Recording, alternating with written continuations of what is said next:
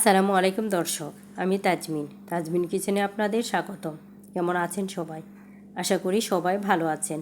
আমি আলহামদুলিল্লাহ ভালো আছি। আজ আমি আপনাদের সাথে শেয়ার করব বেবি ডোনাট বা মিনি ডোনাট। যেহেতু এটা আমি আমার বাচ্চার রিকোয়েস্টে বানাচ্ছি, তাই নাম দিলাম বেবি ডোনাট। এখানে আমি 2 কাপ আটা নিয়ে নিয়েছি। চাইলে আপনারা ময়দা দিয়েও কাজটা করে নিতে পারেন। এখন দিয়ে দিলাম সামান্য লবণ। এখন দিয়ে দিব ইস্ট। আমি এখানে 1 চামচ ইস্ট ব্যবহার করতেছি। আপনারা ইচ্ছা করলে ইস্টটা আলাদা গরম পানিতে গুলিয়ে তারপর ব্যবহার করতে পারেন। এখন দিয়ে দিচ্ছি চিনি। আমি এখানে 3 চামচ চিনি ব্যবহার করতেছি। আপনারা চিনিটা বাড়িয়ে কমিয়ে নিতে পারেন, কিন্তু আমি যেটুকু চিনি ব্যবহার করেছি একদম পারফেক্ট হয়েছিল। এখন চিনিটা ভালো করে মিক্স করে পরবর্তীতে আমি বাকিগুলি মিক্স করে নিব। এখন অ্যাড করে দিচ্ছি 2টা ডিম। চাইলে আপনারা এখানে 1টা ডিমও ব্যবহার করতে পারেন, কিন্তু 1টা ডিম যদি ব্যবহার করেন তাহলে পানিটা একটু বেশি লাগবে। চাইলে আপনারা পানির পরিবর্তে উষ্ণ কুসুম গরম দুধ ব্যবহার করতে পারেন। এখন আমি দিয়ে দিলাম তেল। তেলের পরিবর্তে আপনারা ঘি বা বাটারও ব্যবহার করতে পারেন। যার হাতের কাছে যেটা থাকবে সেটা দিয়ে করতে পারেন, কোনো সমস্যা হবে না। এখন আমি ভালো করে মিক্স করে নিচ্ছি। মিক্স করা হয়ে গেলে এ পর্যায়ে আমি অল্প একটু কুসুম গরম পানি দিয়ে দিব। অবশ্যই একটু কুসুম গরম পানি ব্যবহার করবেন।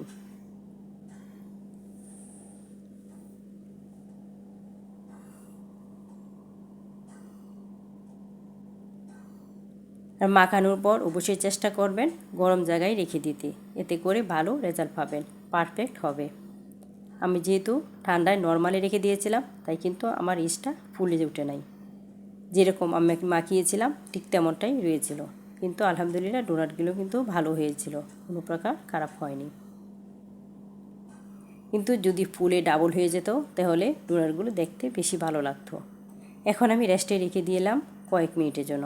আমি প্রায় 20 মিনিট পর ফিরে এলাম। এখন আমি এটা ভালো করে মুতে নিব। অবশ্যই ভালো করে মুতে নিতে হবে, এতে করে ডোনাটটা বেশি সফট হবে।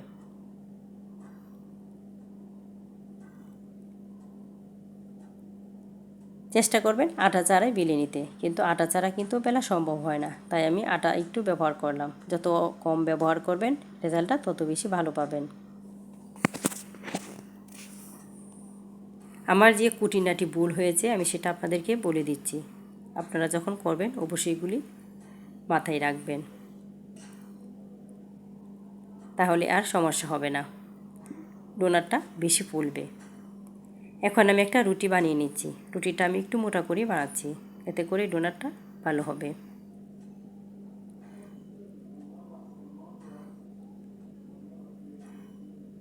আমি পুরুত্বটা দেখিয়ে দিলাম। আমি মোটামুটি 1 আঙ্গুলের মতো পুরুত্ব রেখেছি।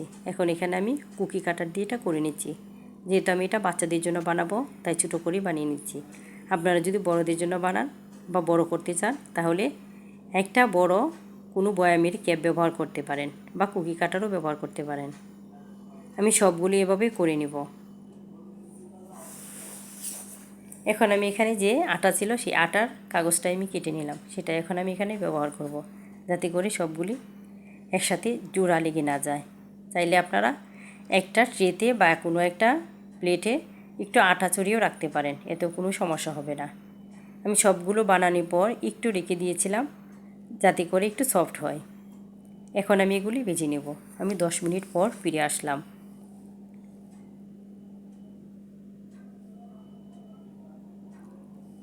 চুলায় আমি বেশ কিছুটা তেল দিয়ে দিলাম। তেলটা আমি হালকা গরম করে নিয়েছি। এখন আমি ডোনাটগুলো দিয়ে দিচ্ছি। চুলাটা আমি মিডিয়াম করে রেখেছি। এভাবেই আমি পুরোগুলি ভেজে নেব। সবগুলি ডোনাট আমি এভাবেই ভেজে নেব। উপর দিয়ে একটু তেল ছিটিয়ে দিচ্ছি, এতে করে তাড়াতাড়ি ফুলে যাবে। যেহেতু ডোনাটটা অনেকটাই পাতলা, তাই কিন্তু তেলে দেওয়ার পর বেশি উঠেছে। উপর দিয়ে যদি একটু তেল দিয়ে যায় তাহলে কিন্তু বেশি ফুলে যায়। চাইলে আপনারাও এভাবে বাচ্চাদের একটা ডোনাট বানিয়ে দিতে পারেন। বাচ্চারা কিন্তু খেয়ে ভীষণ খুশি হবে।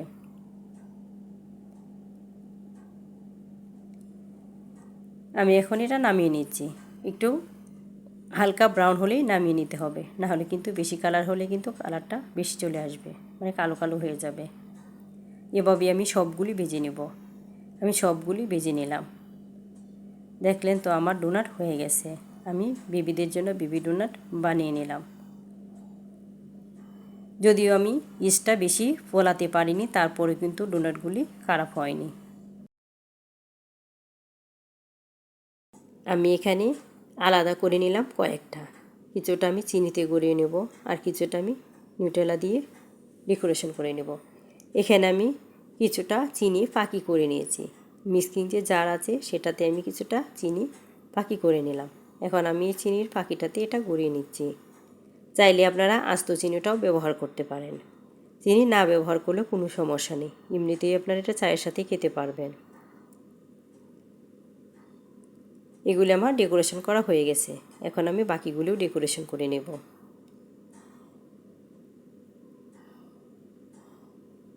যেহেতু আমার ছেলে মেয়ে দুইটাই নিউটেলা খেতে পছন্দ করে, তাই একটু নিউটেলা দিয়ে আমি সাজিয়ে নিচ্ছি।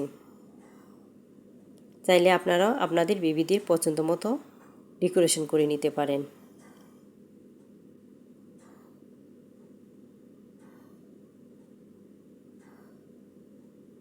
এভাবে করে আমি সবগুলি করে নেব।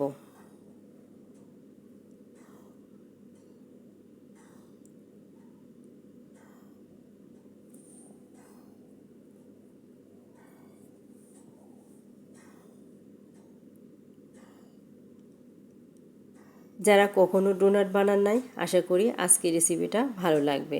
আমার মতো করে আপনারা বাচ্চাদের এভাবে ডোনাট বানিয়ে বাচ্চাদেরকে সারপ্রাইজ করে দিতে পারেন। এটা বিকালে চায়ের সাথে বা বাচ্চাদের টিফিনে বা বাচ্চাদেরকে নাস্তা হিসেবেও দিতে পারেন। এখন উপর থেকে আমি আরেকটু ডেকোরেশন করে দিচ্ছি, এতে করে দেখতে সুন্দর দেখাচ্ছে।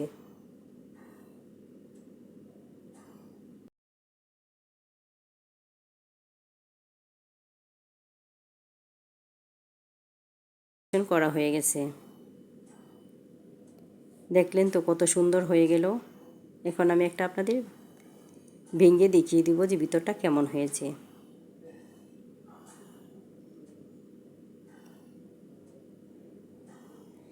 যদিও আমার ডোটা বেশি ফুলে নাই বা ইস্টটা বেশি ফুলে নাই, তারপর আমার ডোনাটা কিন্তু খেতে আলহামদুলিল্লাহ বেশ মজা হয়েছিল। চাইলে আপনারা বাসায় এভাবে করে নিতে পারেন। দেখেন ভিতরটা কতটুকু পারফেক্ট হয়েছে, উপরটা কিন্তু একদম ক্রিস্পি, ভিতরটা সফট। আমি আরেকটু ভেঙে দেখিয়ে দিলাম। ভালো থাকবেন, দেখা হবে অন্য কোনো ভিডিওতে। আল্লাহ হাফেজ।